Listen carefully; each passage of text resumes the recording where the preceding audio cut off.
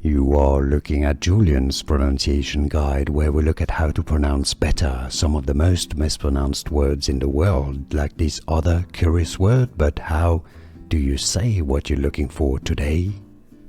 Let's learn how to pronounce the name of this medication. If you want to learn more medical terms and more side effects, high doses, make sure to stay tuned. The brand name is Paxil, so you can simply say Paxil, or Paroxetine, Paroxetine.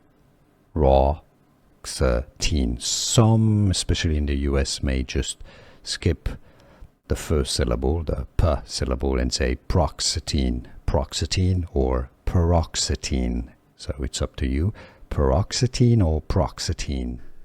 Here are more videos on how to pronounce more confusing words and names too many mispronounced. Like this video if you found it useful. I appreciate your support. I'll see you soon, and thanks for watching.